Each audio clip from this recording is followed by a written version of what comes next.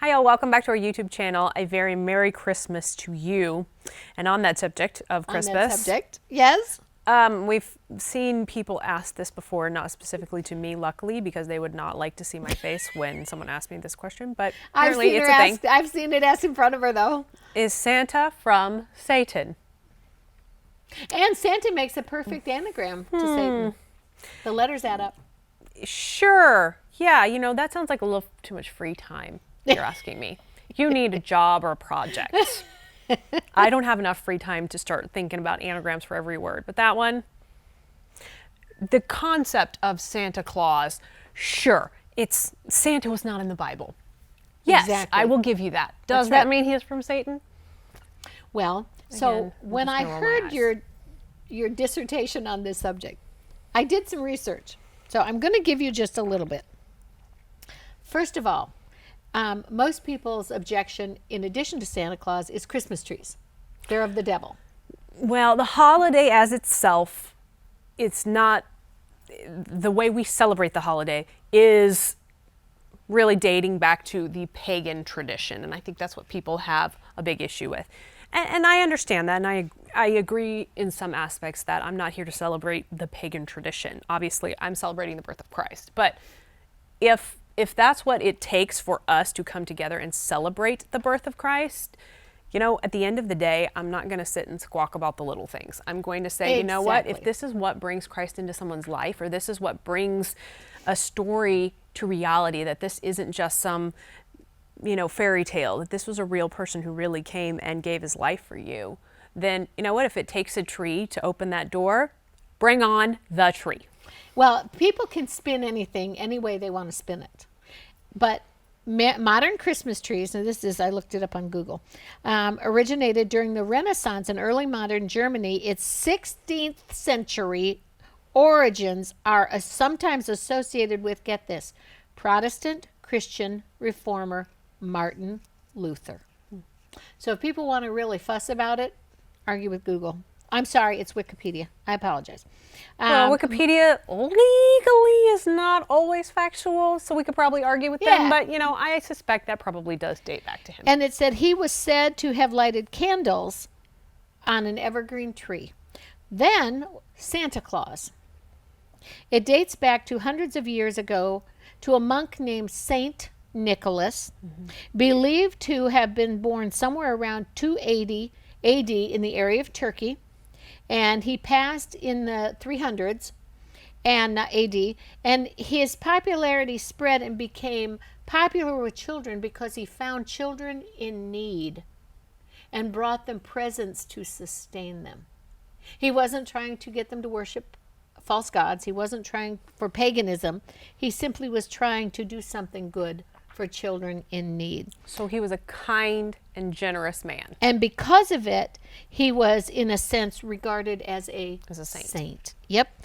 And he was a legendary figure, brought it to the United States. His popular image was based on the association of someone that was actually called Saint Nicholas, fulfilling father-type roles in children's lives.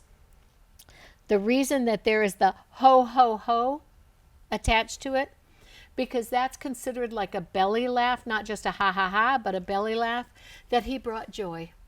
And that's something that I see as, you know, okay, technically it doesn't exactly line up with the Mary, Joseph in manger Christmas story that we know as Christians, but we're still talking about an opportunity to bring together children and people, to tell them what it's really about, to tell them about Jesus, to remind them that we're celebrating his birth. And yeah, you know what? When I was 2, I believed in Santa Claus too. And did I turn out normal and sane? Well, you know, the sane part, for sure. The normal, you know, questions could arise. But for the most part, I think I cross over into the normal sane category. Do I still believe in the truth of Christmas and who Jesus is and what Jesus is and have a relationship with him? Yes. Do you remember I would read you guys books, certain books about, let's say, Peter Cottontail? This was not about Easter. This was not about destroying the resurrection of Jesus Christ. You all knew that Easter was the resurrection, the birth, the death, and the resurrection of Jesus Christ, that it started at Christmas at his birth, 33 years on earth. Okay. However, I'm talking about Peter Cottontail, about Winnie the Pooh that you used to call Poonie the Bear. I made you guys Not the brightest kid, understand. but, you know. It was adorable. But I had you girls to understand that there is something that I called biblical and something that was called fantasy. When I would read you books that were made up stories, I would let you know that these are stories that are made up. Santa Claus was a character that we read in books that was made up according to what I actually just read to you, because I taught you girls that he was a man that went about and did good things, especially for young children, and he liked to bring them joy so much it made him laugh from his belly, ho, ho, ho. Now, having said all that, there was a definite demarcation that while that is fantasy or storybook or a man that just helped children that was given the title of a saint, It's not the same thing. it's not the same. This is the Bible. This is Jesus. Now, if Jordan, if people can't swallow that, I have to say this out loud. I had a woman come to my house one time and told me that she saw demons in my light bulb, and I said, well, at least they're lighting up my house. Because, I mean, that you could walk into a house and say there's demons in this and demons in that, demons in your carpet, and you'll never make it out your door. Forget having a door. I mean, Yeah. at that point, just live in a hole in the ground. Yes. So what you do is you read the Bible. You live the Bible on the inside and let it manifest on the outside. Now, have I come into areas of demon possession? You should be in some of the places I've been. Yes, I can tell you what demon possession is. I can tell you what it's like to cast out demons. Yes, I understand that. But I felt like if I made Christ so big inside you girls, you could make quality decisions and still live in the real world.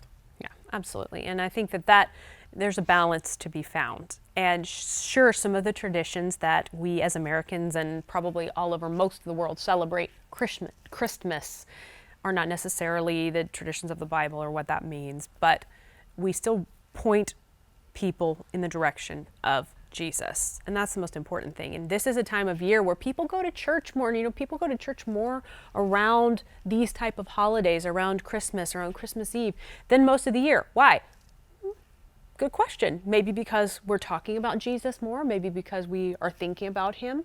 Maybe we as Christians go to church regularly, but some people only go on holidays. And maybe that's because it's brought back to them that it's a time to celebrate. Maybe it's a time for them to think about it. So if we're bringing up church and Jesus and the love of Christ, is it really a bad thing? And you add to that, what about the people that come and say, I have such an unusual feeling around Christmas time? Isn't it a feeling of cheer? Isn't it a feeling of giving? Okay, so why isn't December 29th that same feeling? Or August 4? I'm making up those dates. The truth of the matter is, I believe that when Christ came to this earth, he brought with him everything that God put in him from heaven to transmit from heaven into earth, so we could live a life understanding Jesus on earth, kingdom on earth, and live literally that from the inside of our lives when we have Jesus in our heart and live it out. And in this world, you're going to have lots of stuff. But every time I gave you girls a present, I didn't stop celebrating your birthday. Every time we read the Bible, we didn't stop celebrating Christmas. We didn't stop. You've had a tree every year, except the one year where I had to change from a real to an artificial because Jordan was allergic to the tree. Prior to that, we always had a tree. Yeah, sorry about that. Yep. Then we went to artificial trees. But at no point was Jesus removed. Everything was about giving. Or diminished. Never. Not just, oh, well, we know he's still there, but he isn't the focus. No, he was always right there in the center of it. So I never wanted you girls to feel like that you didn't get to participate in certain things that everybody else was going to talk about. But our focus, our central focus, was always Jesus. Now there are certain holidays I don't celebrate. I don't put ghosts and goblins in my house, and I don't paint skeletons on my door. I'm not going to do it. But at the same time, growing up in the church, you had hallelujah parties, and I took you to them. And I feel like if you make Christ the center of your life, anytime something comes against that, you can turn anything into some kind of false worship. Listen, if you like your duck too much, you can turn that into false worship. But if you worship Jesus with your heart, soul, mind, and strength, I believe Jesus will give you clarity on everything else. Yeah. So short version, no, Santa is not from Satan. Seems like And a pretty he's still simple gonna be thing. in our house. Yeah, he is. And you know what? I love Jesus just as much, with or without Santa, sitting on a tree or on the floor or wherever he sits, because he's the focus. He's the reason for the season. He's the reason that we celebrate this season, this specific date. He's the reason that we celebrate every day, but he's the reason we are reminded specifically on this date to celebrate. So celebrate him with your tree, without your tree, with Santa, without Santa. He's the reason that we celebrate. He's the reason we do anything, really. Share that with people. Share what the real reason is for the season. Don't yell at them for having a tree or for other things. Share with them what we're celebrating. Share with your children why we celebrate this day and what the real reason we're celebrating is, and that's the birth of Christ. Thank you for watching us on YouTube. We have a special offer available for you. Just click on the link in the description for your free download. As always, you can find additional teaching and resources from Richard and Lindsay Roberts and request prayer at oralroberts.com.